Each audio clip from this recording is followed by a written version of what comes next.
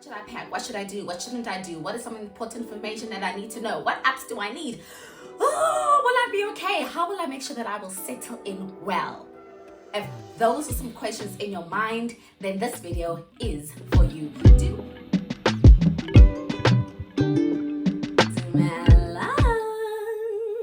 Guys, to all of my returning subscribers, me, thank you so much for coming back.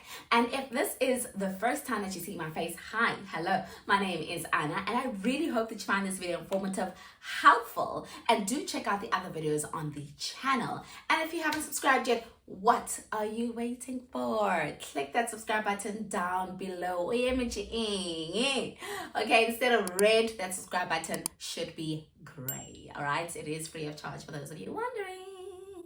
So you clicked on this video because you saw the title and you thought this is information that I need to know, or you just thought, and I uploaded another video, let's go watch. If you are an ESL teacher or a teacher that just signed an offer to move over to China to teach, and you're wondering, what should I pack? What should I do? What shouldn't I do? What is some important information that I need to know? What apps do I need? Oh, will I be okay? How will I make sure that I will settle in well? If those are some questions in your mind, then this video is for you. Do please give this video a thumbs up because we want to make sure that it gets to more people that need to know this valuable information. All right. For those of you that are already in China and you're watching this, if there's anything that I've missed, do comment down below. I'm sure people will find it helpful and informative.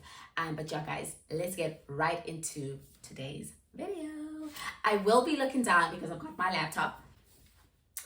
So first things first, who am I? For those of you that don't know. Okay, so I am a teacher here in China. This is actually my second year in China.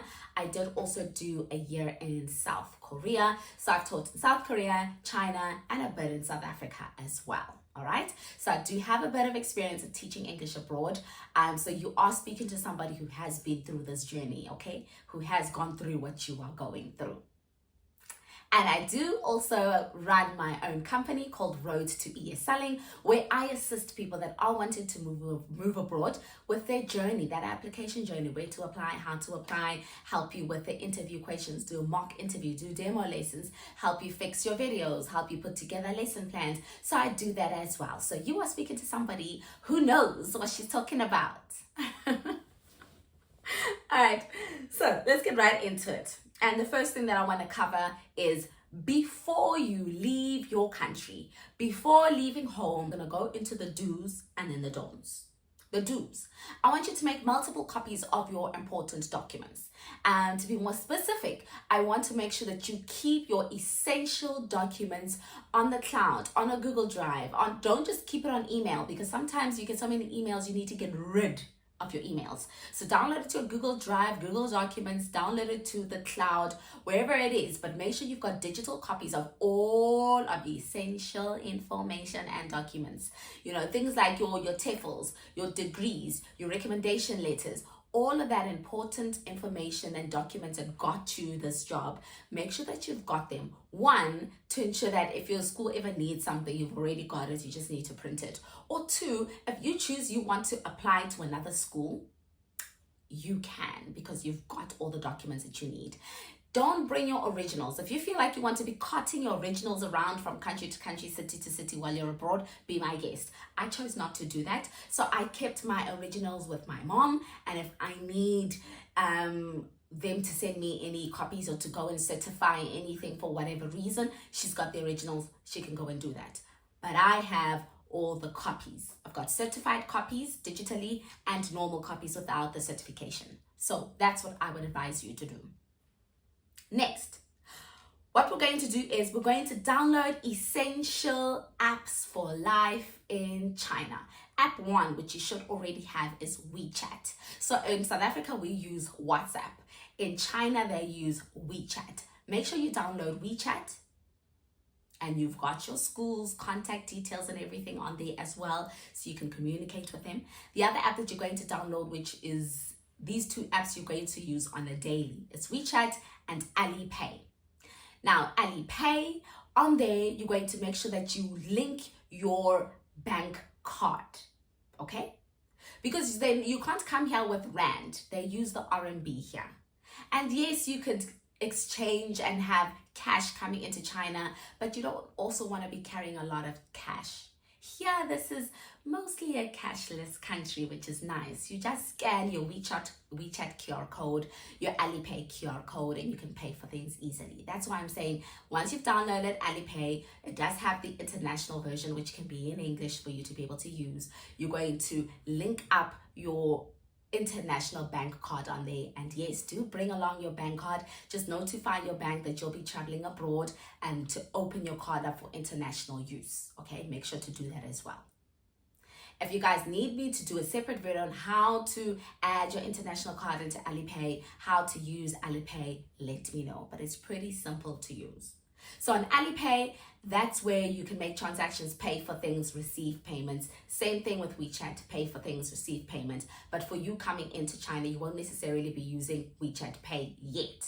You will once you set up properly, but for now, you're going to be using Alipay, right? And on there, you can also find the apps in Alipay to use to purchase food and whatnot. And you can also use WeChat for that as well. All right, so you're going to download WeChat and you're going to download Alipay. Alipay, you're going to upload your bank card. All right. Next, you're going to ensure that you get VPN. So you need VPN on your laptop, the laptop that you will be bringing with you, on your cell phone, the one I'm recording with. Make sure that you download VPN on all of the devices that you are bringing with you to China.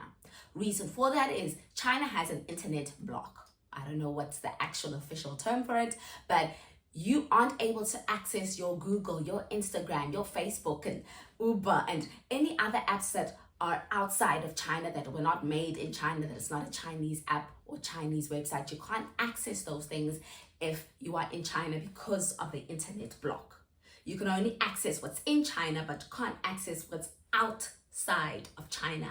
So when you have VPN, and then you switch it on, it shows that you're in a different location. So VPN will show that you're in a different location. You pick the location that you want. It will show that you are not in China, meaning you can now access other things outside. You can access things in China and outside of China. But without VPN, you won't be able to access outside. You can only access inside China. I hope this makes sense. You need to make sure that you sign up, you subscribe to VPN. When I initially came to China, I was using ExpressVPN. That did not work. I then moved over to Astral VPN, and that worked well. It's a bit pricey, but it worked. But I shared the price with my sister as well as another ESL teacher that I was working with. So the three of us shared the premium, which actually worked out to be quite affordable in the end. Then coming back to China the second time round, Astral VPN was not working very well. So then I started doing my research and I found that there's VPN called Let's VPN, and that is the one that I use. Download the VPN in your home country, on your laptop, on your phone, set it up so when you get to China, you just switch it on and it works, okay? VPN important. Then, next I'm going to say download Baidu Maps, all right? Baidu Map to use for navigation, for getting around. So let's say, for example, you need to make your own way and you don't know how to. You can use that map to guide you through whether you're going to be walking to various places, you're trying to catch the bus, you're trying to call a taxi, you're trying to go use a subway. Baidu Maps is really good for that. So download Baidu Maps, all right? Then you can also download Didi, so you can call a taxi. But what's really nice is that the Baidu Maps, you can call taxis on there, or even your Alipay. Alipay has a Didi app in there, so Alipay is very helpful. It's very well connected, Alipay and WeChat. They've got everything within it. All right, you are then going to, this is optional, of whether you want to add international travel insurance.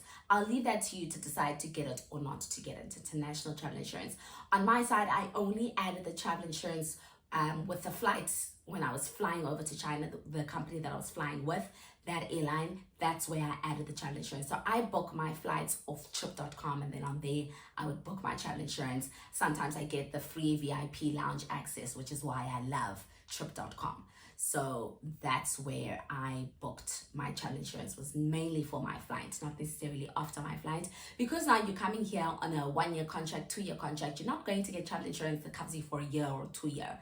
If I'm wrong, please do, correct me down below. But yeah, next.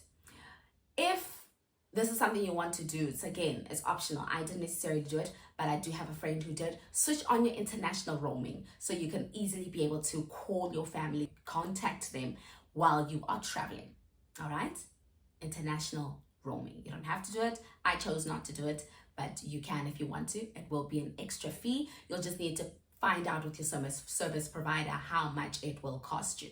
Don't do things last minute. In terms of authenticating your documents, going to apply for your visa, planning your travel, don't do things last minute, because you never know. There may be a delay somewhere, somehow. So plan ahead of time. Start thinking ahead of time. What are you packing? Are you going to do the international roaming? Start thinking about all those things. Now I'm telling you apps to download. Download it now. Don't be trying to download the app when you're at the airport.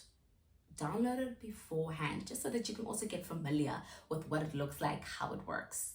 Don't now be trying to add your bank card while you're at the airport on Alipay. Do it beforehand.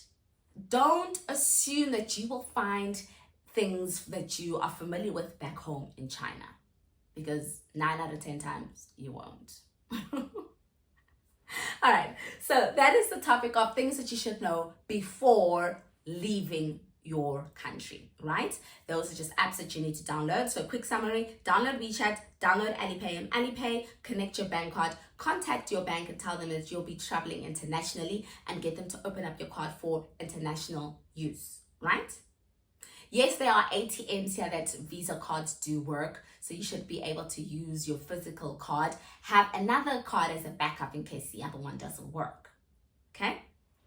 VPN, download VPN, make sure it's on the devices that you need, your laptop and your phone. And for those of you that don't have a laptop, I know that when you apply for jobs, they don't necessarily say bring your own laptop, but I don't know what I would do without my laptop, because I do all my lesson planning on it. I find all of my resources using my laptop. Without it, just saying. Okay. And then Baidu Maps, all right? So those are the points that you need to know there. And make sure your documents, all your essential documents, make sure that you've got copies of it. You don't need to have many copies. Even if you don't have a lot of the physical copies, that's fine, minus the ones that you're going to need to submit to your school, but have the digital copies of all of your important documentation, and then keep them with someone that you trust back home in case you need them to send you something digitally. They can scan it and send it through. All right, that's important.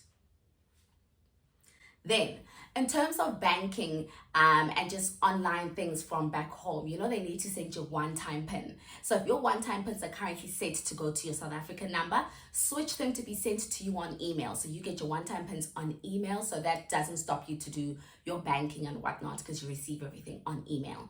If there's a certain app or something that you're trying to do from back home that you can't switch to getting the OTP over email, then switch it to your family member back home that you trust, and then they can get the various information for you, and then you can type it in while you're in China. Make sure that your VPN is working. And then obviously there's the international roaming option. Thank you so much for getting to this part of the video.